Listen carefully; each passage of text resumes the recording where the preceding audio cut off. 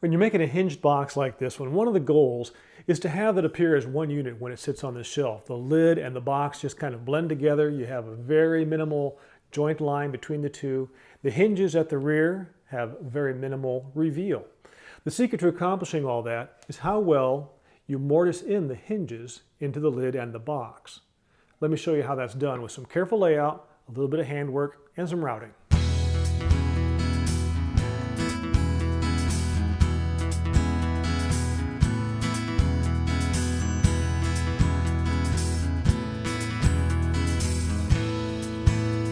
When you're marking these locations for your hinge mortises, I recommend a couple of tools, one being a marking knife and the other a marking gauge. These make a very fine cut as opposed to a pencil line, give you a lot more precision.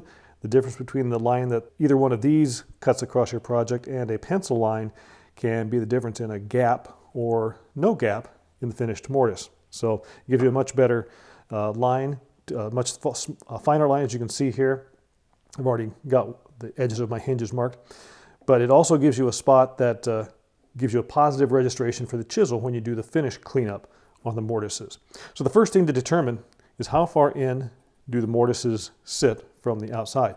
In this case, it's 7/8 of an inch, so I've got my combination square set for 7/8.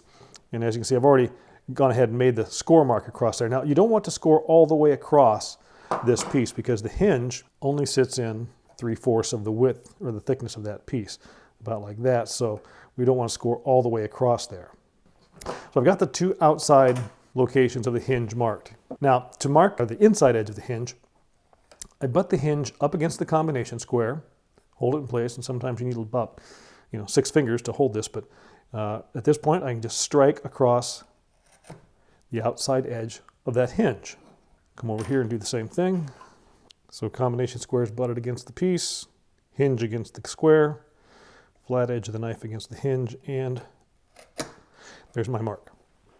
Now the reason I don't just put the hinge in place and mark on both sides is, number one, the hinge can move a little bit, and number two, when I put the square against here and I mark, the mark is actually not under, it's not right on the edge of that, it's slightly outside the edge of it.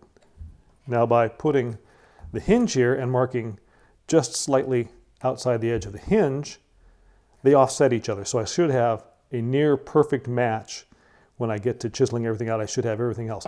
If I put the hinge in place, and if it doesn't move, I still have the width of this cut on both sides of the hinge. And those two widths added together can give you a very slight gap. So this method reduces that bit of error. So there's the hinge locations side to side. Now I need to connect them with a line across here. Again, I use a marking gauge for that. The secret here is where you set your marking gauge. You want to set it for a cut that is just the width of the hinge and about 1/2 of the hinge barrel. What this does is when you position the hinge here, there's a little bit of the hinge exposed, and it gives you just enough clearance between the box and the lid that the lid opens and closes easily. There's no binding. If you were to set this cutter down like this, the hinge will project farther from the back of the box, and when the lid is open, you'll have a larger gap between the lid and the hinge. Not terrible, but you can make it a little prettier by setting it this way. So with that setting, we'll come down here and just connect the lines that I've made here. Start there, draw it along right up to there. Come over here. Keep that firmly pressed against the box. And up there. I do like this circular cutter because it does make a very crisp line. The one thing to be aware of though is kind of like a circular saw blade. It doesn't have a real distinct end point. It gets a little shallower as it gets toward the very end. So I'm going to have to come back and connect my lines a little better. Just going to press the knife in, not going to draw it across.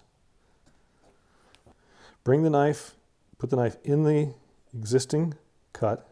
It'll register positively. Bring the square up to it.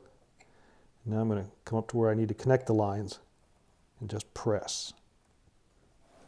Now I've got lines that connect there. I've got distinct lines I can see.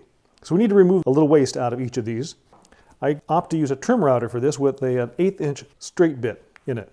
The router is just to remove the bulk of the waste, do some of the heavy lifting. I'm going to get as close to the lines as is practical, and leave a tiny little bit of waste that I'll chisel away.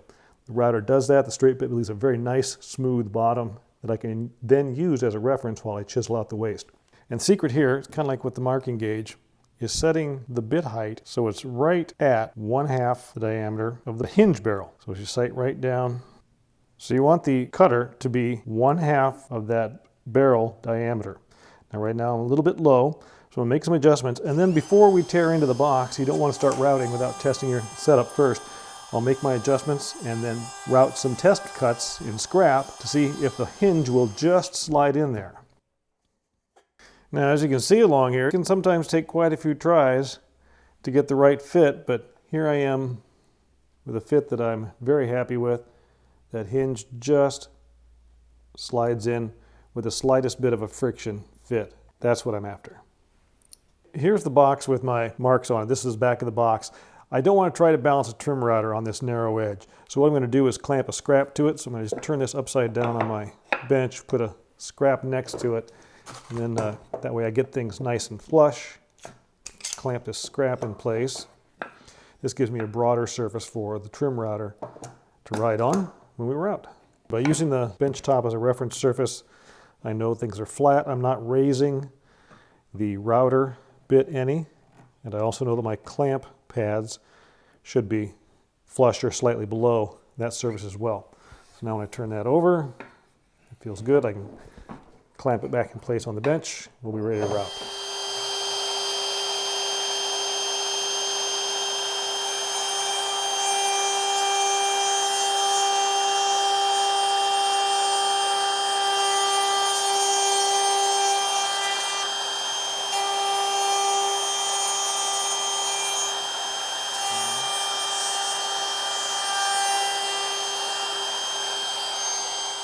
Now, in addition to giving you a better balance on the router, that scrap also prevents chip out on the outside edge of the box. Try to get as close to the lines as you can, but don't go over them. There's no penalty for staying shy of the line, but there is a penalty if you go over. You'll end up with a little gouge that'll be visible once the hinge is mounted. The rest of this is simply some chisel work, working up to the line. Now, don't start by putting your chisel right in the line and trying to remove all of that waste at once. Take away little tiny nibbles and work your way back to the line.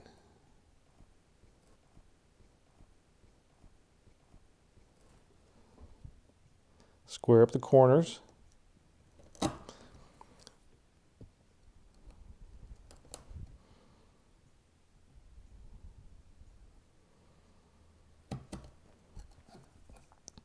This is where that nice flat bottom comes along. I can run the back of the chisel right along that flat bottom created by the router bit, and I've got a nice reference surface for the portion that I'm chiseling away.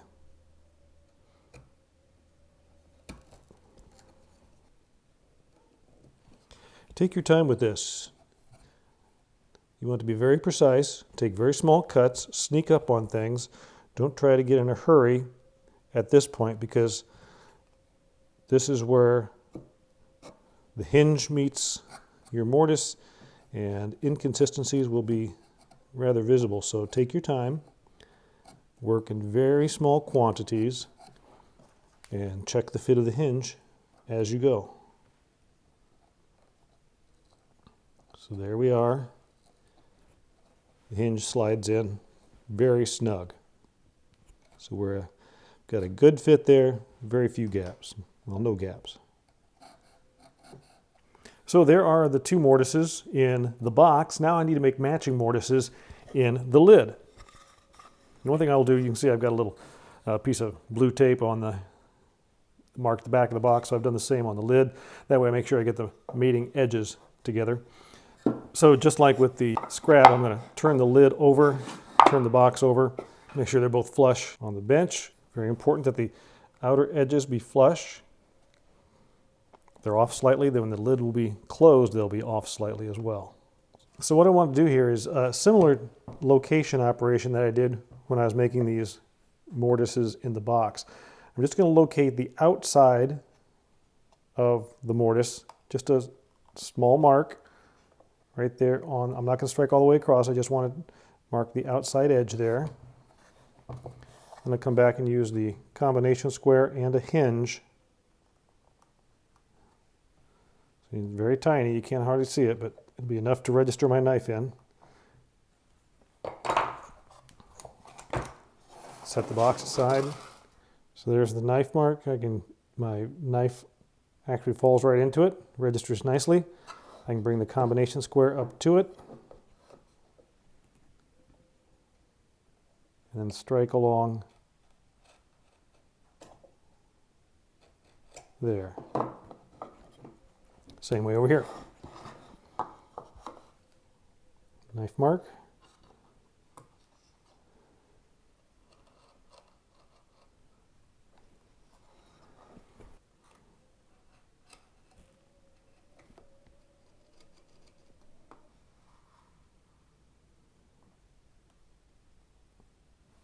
So now I've got the two mortises marked on the lid.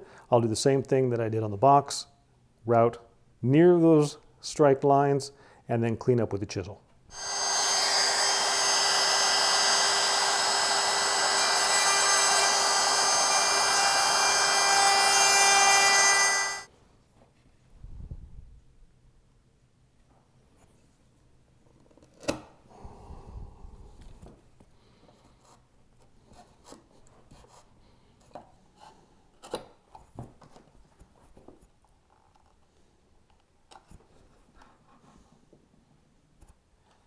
Okay, so there's the last mortise. I got the hinge fit in there, and looks like things are a good fit and all. Now it's time to get ready to put in the screws. To do that, you want to have those screw holes perfectly centered inside the holes of each hinge leaf. The easy way to do that, of course, is with a self-centering drill bit. Now this particular one is the smallest I have, but looking at this particular hinge, this is one of the stamped hinges you can find at the hardware store, but the screws that come with it, very, very small, and the drill bit is larger than the pilot hole should be for those screws. So I can't really use this as a drill bit to mark the center. However, I can use it just as a punch. The self-centering, it does self-center in the counter bore, and then by just giving it a tap, I've made a dimple where I can now put in a properly sized drill bit. So I'm going to do that. I'm just going to do one at a time. Do one hole in each hinge leaf.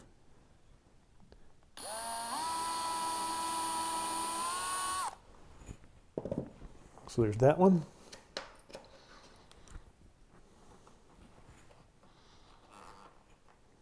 This one in place, tight to the rear.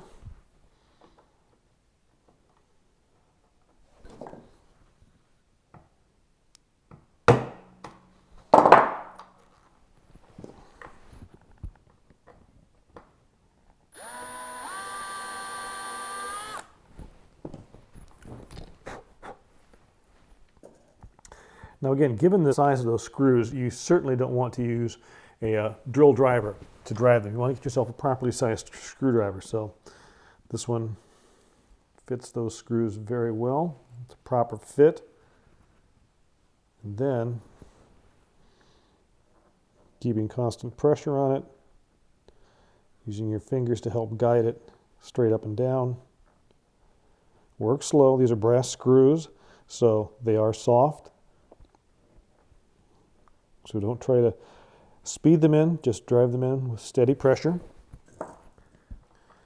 Another trick you can use if you've got a steel screw the same size as your brass screws, it's a good idea to drive that steel screw first to thread the hole before you drive the brass screw. That's especially helpful, again, in harder woods. This soft mahogany, not too much of a challenge for the brass screws to get in there, but on a harder wood, again, you may end up actually even breaking off a brass screw. So drive a steel screw first, remove it, then drive in the brass screw. Okay, there's the lid done. Now we'll bring in the box and do the same on the box. And we're only doing one screw on each hinge because if we need to make adjustments, that leaves the other hole where we can make an adjustment.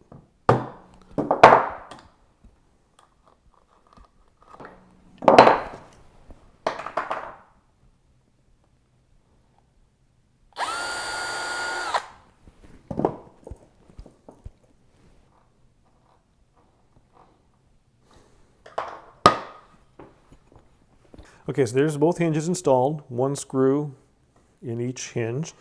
And moment of truth, this is closed just pretty well all the way around. And the lid opens. We've got very minimal gap at the back, which is nice touch as you look at a box like this. Very small gap. And again, that's attributed to the fact that we set those hinges in 1/2 the diameter of the barrel. Now, let me show you a couple of fixes. There are times things don't go quite right the first time, and you have to make some adjustments.